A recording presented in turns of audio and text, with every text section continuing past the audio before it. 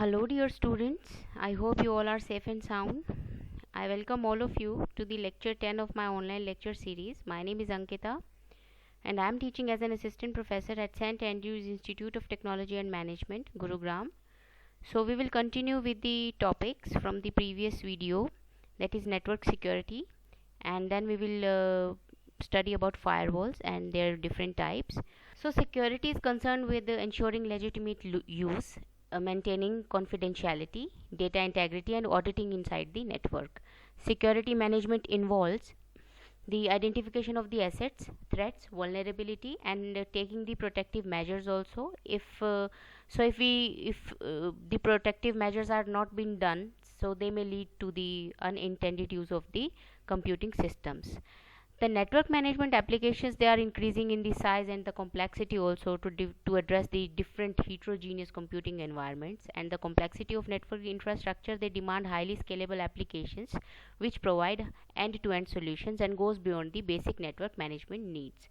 So from security point of view, there are three important aspects of the information security that should be taken care of: the security attack, security mechanism, and security services. Security attacks are any action that comprises the security information owned by any organization, and the mechanism says which is designed to detect, prevent, and recover from the security attacks. And security service is a service that enhances the security of the data processing systems and the information transfers in the network. Thus, the services are intended to counter security attacks, and they make use of one or more security mechanisms to provide the services. So in general, the threats or attacks are classified into the categories like active threats and the passive threats. Active threats includes interruption, availability, modification, integrity, fabrication, authenticity, and passive threats include expose the confidential information, traffic analysis, etc. So passive threats, they take a little longer time as compared to the active threats. Active threats, they show their impact immediately. So the components of the security framework includes like authentication, access control, authorization, admin, cryptography, audit, pluggable logic, security, data store, etc. So this framework is shown by this particular diagram also. So this is the application level, and this is programming interface wherein we have authentication engine, authorization engine, and administrative API. So all these functions are explained with the help of these framework equipments or components, you can say. So in further section we will be looking onto these one by one. Authentication policy is a mechanism which is used to verify the credentials before allowing access to the platform. Authentication policies provided includes a challenge handshake mechanism wherein the credentials of the user is verified is a three-way handshake. Passwords are never sent to across to the authentication module, rather a one-way hash, or you can say a key, is used.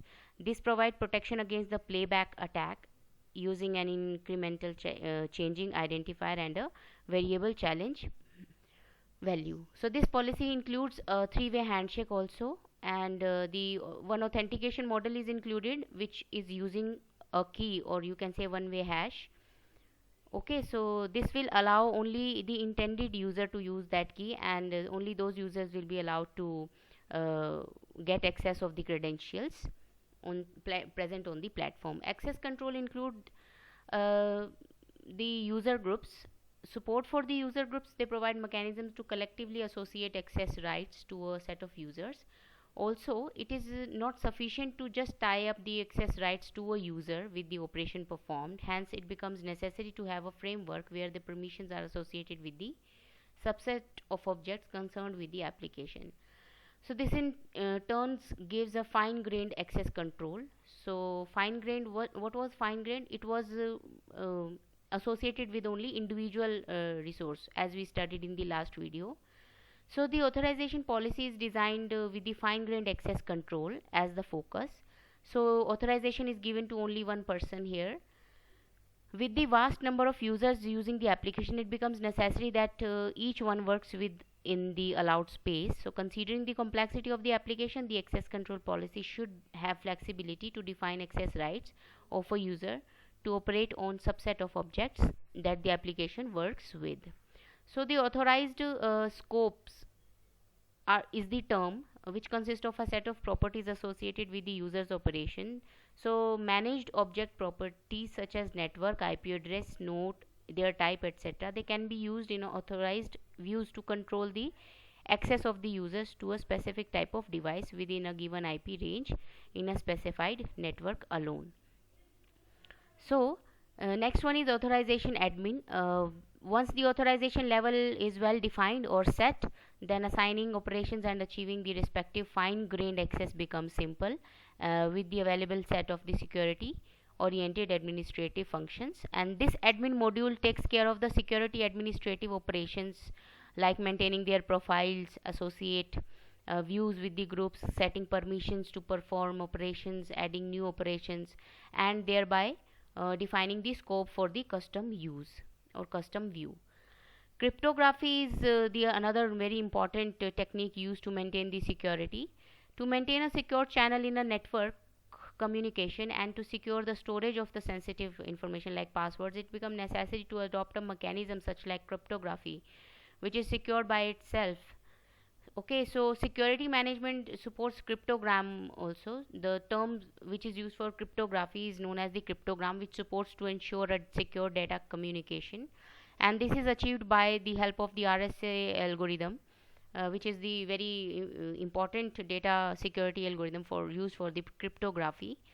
So here the original message is known as plain text, which is encrypted with the public key and in the receivers and the encrypted plain text known as ciphertext, and which is decrypted using the private key that is only known by the receiver alone, and thus ensuring a foolproof communication mechanism.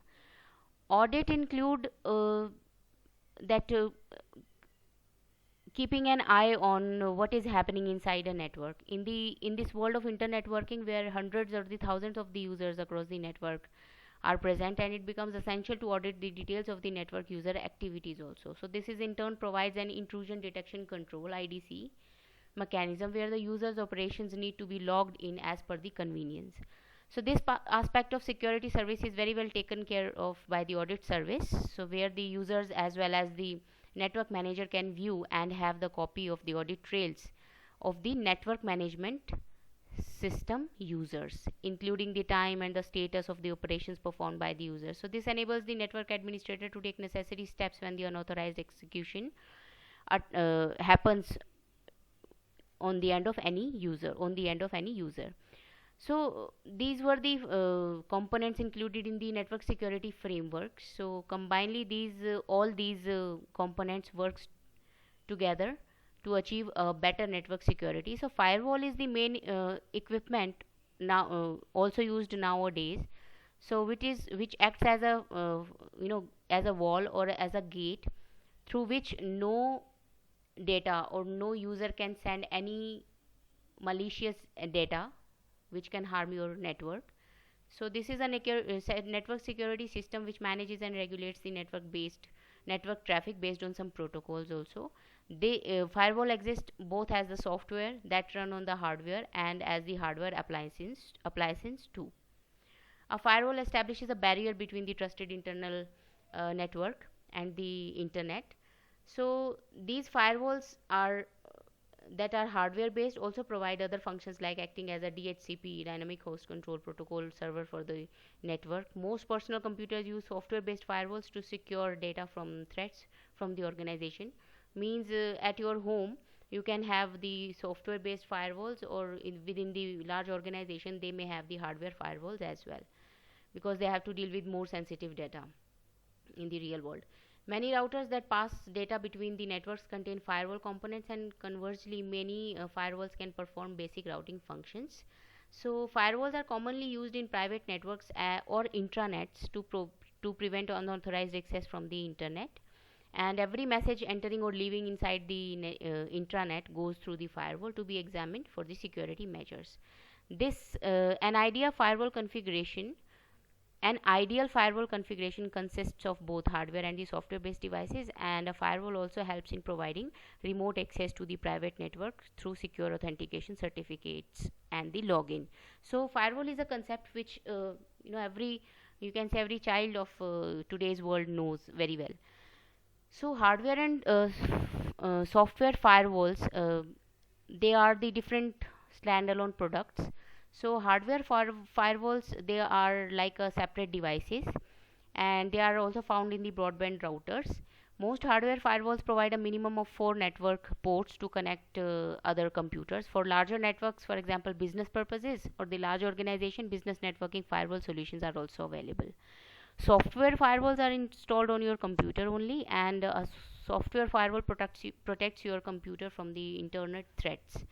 A firewall in a network security device, either hardware or the software based, which monitors all the traffic, whether it is incoming or outgoing, on the based on the defined set of security rules. It accepts, rejects, or drops the specific traffic. So accepts include that allow the traffic, and reject block the traffic but reply with the unreachable error, and drop says that block the traffic with no reply. A firewall establishes a barrier, as you can see in this figure. There is a firewall, there is a barrier between these two type of networks. How the firewall works, this is very important. Firewall matches the network traffic against the rule set defined in its table. So with whatever network we are establishing the firewall, it will maintain a table, and it will keep all the necessary information in that table. Once the rule of the incoming packet is matched within that of the table, associate action is applied to the network traffic. For example, rules are defined as any employee from the HR department cannot access the data from the code server, and at the same time the another rule says like the system administrator can access the data from both HR as well as the technical department. So rules can be defined on the firewall based on necessity and the security policies of the organization. From the perspective of the server, the network traffic can either be outgoing or the incoming. So firewall maintains a distinct set of rules for both the cases, whether it is incoming packet or the outgoing packet. Mostly the outgoing traffic originated from the server itself allowed to pass, because it is going outside from the network. Still, setting a rule on the outgoing traffic is always better in order to achieve the more security and prevent unwanted communication. So next is most traffic which reaches on the firewall is one of these three major types: transport layer, TCP, UDP, or ICMP. So all these have a source address and the destination address. Also the TCP and UDP, they have port numbers too, and ICP uses the type code instead of port number, which identifies the purpose of that packet. So ICMP is the Internet Control Message Protocols. So it initiates some commands like reachable, not reachable, or echo reply, etc. A default policy is also set by the firewalls. Uh, so hence it is very difficult to explicitly cover every possible rule on the firewall. So for this reason, the firewall must always have a default policy. Default policy consists of three of the actions like accept, reject, or drop. Okay, so this was the working technique of the firewall. Uh, Whether it is hardware or software, the mechanism is inbuilt in case of software firewalls, and whereas the mechanism came with the device if we talk about hardware firewalls. So first generation firewalls are the packet filtered firewalls, and these are used to control the network access by monitoring outgoing and the incoming packets and allowing them to pass or stop based on source and the destination IP addresses, protocols, and the ports. It also analyzes the traffic at the transport layer, which is layer 3, and packet firewalls treat each packet in the isolation, so they have no ability to tell whether a packet is a part of an existing stream or the traffic. Only it can allow or deny the packets based on the unique packet header. So this type of firewall maintains a filtering table also, which decides whether the packet will be forwarded or discarded. So this is the table on the basis of which it filters the incoming or outgoing packets. Incoming packet from network 192.168.21.0 are blocked. Okay, so as you can see, deny, deny, deny, and allow. So incoming packet destined for internal telnet server port 23 are blocked, and incoming packet destined for host 192.168.21.3 are blocked. So all these three are denied. Okay, so destination port, this is for this is blocked, these three are blocked and only this one is allowed. So these steps are defining these four entries in the table. So second generation are the stateful inspection firewalls. These perform the role of stateful packet inspection, and they are able to determine the connection state of the packet. Unlike packet filtering network filtering firewalls, which makes it more efficient, it keeps track of the state of the network's connection traveling across it, such as TCP streams, etc. So the filtering decisions would not only be based on defined rules but also on the packets history in the state table. Third generation are the application layer firewalls, and these firewalls can inspect and filter the packets on any OSI layer up to the application layer. So it has ability to block specific content, and it also can recognize when certain applications and the protocols are being misused, or in other words you can say application layer firewalls are the hosts that run proxy servers. So a proxy firewall prevents direct connection between either sides of the firewall. Each packet has to pass through the proxy. So these these were the main points included in the first generation, second generation and third generation firewalls. So next, broadly, if we want to categorize firewalls, there are two types of firewalls: host based firewalls and network based. Host based firewalls are installed on each network node, that is computer, which controls each incoming and outgoing packet. It is software application or suite of applications, comes as a part of the operating system, and host based firewalls are needed because network firewalls cannot provide protection inside a trusted network. Host firewalls protects each host from the attacks and the unauthorized access. So host based firewalls are incorporated in different computers only, and network based firewalls, they work at the network level, or in other words you can say these firewalls filter all the incoming or the outgoing traffic across the network. So complete LAN or WAN, they are connected through the network based firewalls. It protects the internal network by filtering the traffic using rules defined on the firewall. A network firewall might have two or more network interface cards. So a network based firewall is usually a dedicated system with proprietary software installed. So these particular type of firewalls are mainly offered by some organizations for the business purpose also. So you can have such firewalls with some proprietary software installed already.